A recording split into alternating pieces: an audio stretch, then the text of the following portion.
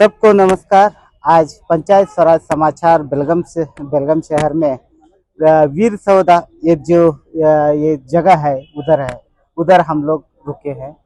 यहाँ जब शतमान उत्सव के संदर्भ में आज गांधी जी ने जो जो कांग्रेस अधिवेशन का अध्यक्ष पद का लिए हुए एक साल 100 साल हुए हैं, उसके लिए हम उधर कार्यक्रम हो रहा है। उसके वजह से हम लोग तो हमारे साथ एक मशहूर और नामी पत्रकार जकाती साहब हमारे साथ है। इम्तियाज पत्रकार जकाती साहब हमारे साथ है। क्या रवैया है कि वो लोग क्या सोच रहे हैं इस अधिवेशन के बारे में, गांधी जी की जो विचारधारा है कैसे इस गांधी भारत में अमल में आ रहा है, ये सब कुछ हम उनके साथ डिस्कशन करेंगे। सर नमस्ते, आपका वेलकम है पंचायत स्वराज समाचार में। क्या सोचते हैं साहब अब ये अधिवेशन के बारे में, आप क्या राय क्या है, क्या सोच रहे हैं साहब आज? बहुत बहुत शुक्रिया रतन भाई, आपने पंचायत स्वराज के आपके इस एपिसोड में हमको बुलाया। 100 साल का जश्न यकीनन मुबारकबाद के काबिल भी है, खुशी मनाने के काबिल भी है, क्योंकि 100 साल गुजरे हैं। 1924 में महात्मा गांधी को यहाँ पर अध्यक्ष पद दिया गया था, लेकिन जो गांधी ने जो भारत का ख्वाब देखा था तो वो कहीं तो पीछे छूटता नजर आ रहा है, क्योंकि देश किस दिशा में जा रहा है सभी जानते हैं। अगर कर्नाटक में सिर्फ कांग्रेस की हुकूमत है, यहाँ थोड़ा बहुत अगर जातीयता धार्मिक ध्रुवीकरण नजर नहीं आ रहा, लेकिन मुल्क की सतह पर यही देखने को मिल रहा है कि हिंदू मुस्लिम के सिवा दूसरा कोई मौजू हमारे पास बहस के लिए नहीं है।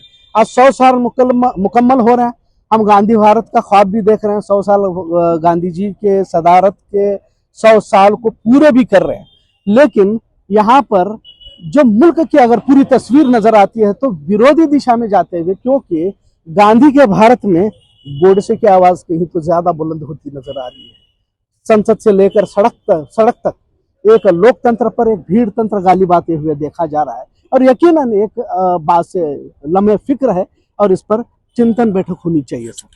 अभी गांधी भारत के लिए आपने बोला गोडसे की संतति बहुत ज्यादा, संसद से लेकर सड़क तक जो है हम लोग उन्हें मानना पड़ेगा, हमें उन्हें स्वीकारना भी पड़ेगा।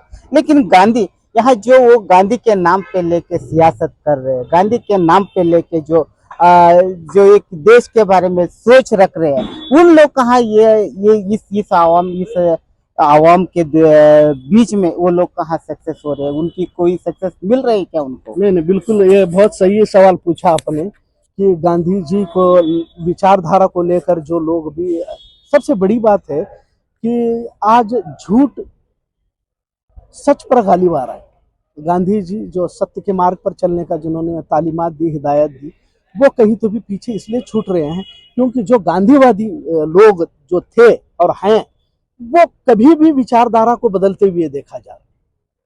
जब कब गांधीवादी रहते हैं, कब जाकर गोडसेवादी होते हैं, और वो अपने फायदे के लिए पार्टियां बदलते हैं, विचारधारा बदलते हैं, और इसी विचारधारा की अहमियत को घटाते घटाते हुए आज इस नौबत पर यह देश पहुंच चुका है कि यहाँ पर सच कहीं तो भी दम तोड़ते नजर आ रहा है। अदालतों के क्या हाल है आप सभी जानते हैं। हाल ही में अगर आपको मैं बता दूं कि इलाहाबाद हाईकोर्ट के शेखर यादव ने मुसलमानों को लेकर कटमुल्ले कहा, तो इस अदालत में तक जो है ये इसकी धर्म की राजनीति, धर्म की सोच जाते हुए गांधी जी की एक राय थी, जो अपनी जमीर को नहीं पहचान पाया, वो ये जमीर, अपनी जमीर ही एक अदालत है, ये सबसे ऊंची अदालत है, गांधी जी के व्याख्यान है। लेकिन आजकल में सियासत में वो दिखाई नहीं देता, क्योंकि गांधी जी का नाम तो बहुत चलता है, लेकिन गांधी जी का जो कार्य के रवैया है वो नहीं चलता। सर आप बिल्कुल बात कर रहे हैं, बिल्कुल एक पूरा एक उसी विरोध दिशा में चलते हुए देखने को मिल रहा है। मैं आप पत्रकारों से ही सवाल करता हूं, पूरे बेलगाम के अंदर तमाम स्वतंत्रता सेनानियों के, दिगर बड़े बड़े राष्ट्र पुरुषों के कटआउट्स लगाए गए, टीपू सुल्तान का क्यों नहीं है? टीपू सुल्तान को लेकर इस कांग्रेस को क्या ऐतराज है, इनको क्या प्रॉब्लम है? आज वो, मैं ये कह रहा हूँ, बात ये बताने की वजह ये है कि जिस विचारधारा से ये डर कर कई तस्वीरों को उतार रहे हैं, कई तस्वीरों को चढ़ा रहे हैं, तो ये जो डर है ये तो गांधी जी की विचारधारा से भी विरोध खिलाफ है। वो उनको गांधी जी की विचारधारा भी नहीं चलती, तो क्या आगे चलकर गांधी जी की भी तस्वीर उतारेंगे? इस तरह की भी बात आती है। तो हमारा एतराज है, क्योंकि जिस स्वतंत्रता सेनानी ने इस अंग्रेजों के खिलाफ जो पहली तलवार उठाई थी, उस टीपू सुल्तान को भुलाया जा रहा है। तो ये जो अभी जो एक कोशिश है, ये कांग्रेस की जानिब से ये कमजोर कोशिश कह सकते हैं। हालांकि 100 साल का जश्न ये मना रहे, लोगों तक वो किस अंदाज में पहुंचा पाते हैं, ये तो आने वाला वक्त ही बता देगा। सही, ये इस वक्त ये आप एक आंकलन भी लगा रहे हैं कि कांग्रेस के लिए ये अधिवेशन एक संजीवनी का ना काम करेगा। सच्ची में वैसा आपको लगता है? कांग्रेस अपने वजूद को वजूद को रखने के लिए, वजूद को हासिल करने के लिए ये सारा एक बिल्कुल एक काम कर रहे हैं। बिल्कुल ये कोशिश है। देखिए ये कितना फायदेमंद होगी वो तो आने वाला वक्त बता देगा, लेकिन ये मरते हुए को तिनके का सहारा, डूबते हुए को तिनके का सहारा की तरह गांधी जी का ये सहारा लिया जा रहा है कांग्रेस की जानिब से। लेकिन फायदा जरूर होगा, क्योंकि गांधी की विचारधारा मरने वाली नहीं है।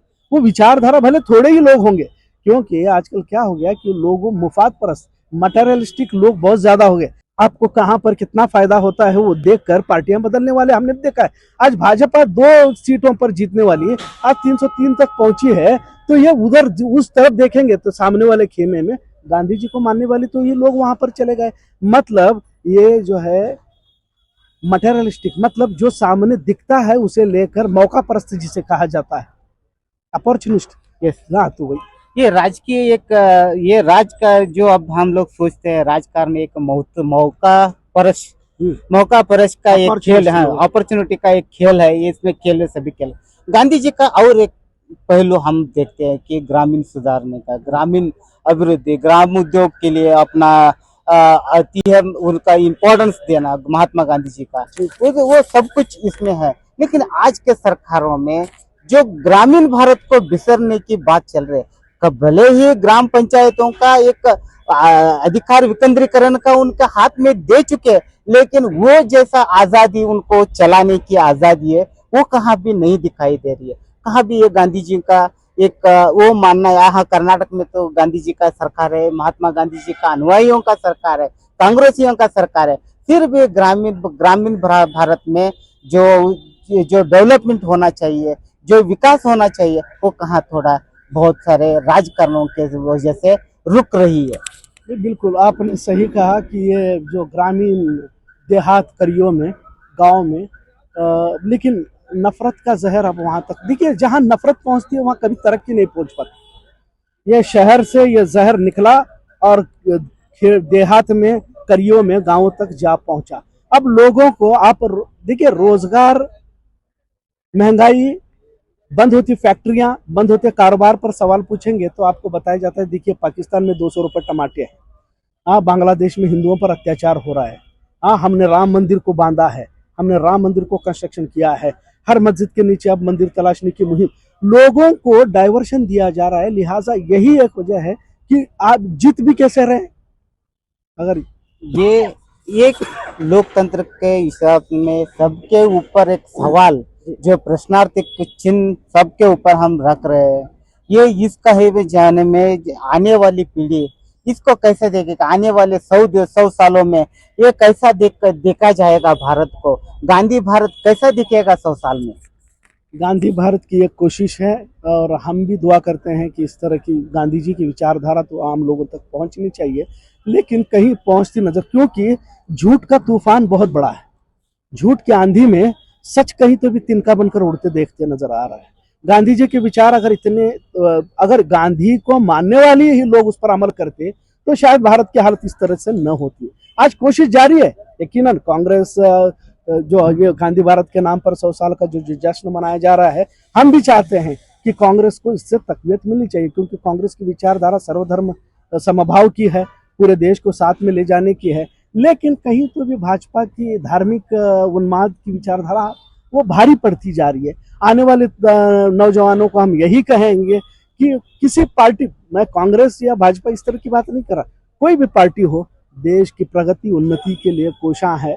धर्मनिरपेक्षता का जो हम भाई भाई मिलकर जिस आजादी को लड़े थे, उसी के तो 100 साल का जश्न मनाया जा रहा है। सारे जहां से अच्छा हिंदुस्तान हमारा, हम बुलबुलें हैं इसकी, एक गुलसिता हमारा। यही बात पर हम लोग अमन करेंगे। गांधी जी का भारत और से एक बार बसे, गांधी जी का विचार और आगों के नई पीढ़ियों के साथ में जाके मिले और गांधी जी का जीवन चरित्र सबको एक प्रेरणादायक बने, यही आशा रखते हुए पंचायत स्वराज समाचार एक आपसे इजाजत लेती है।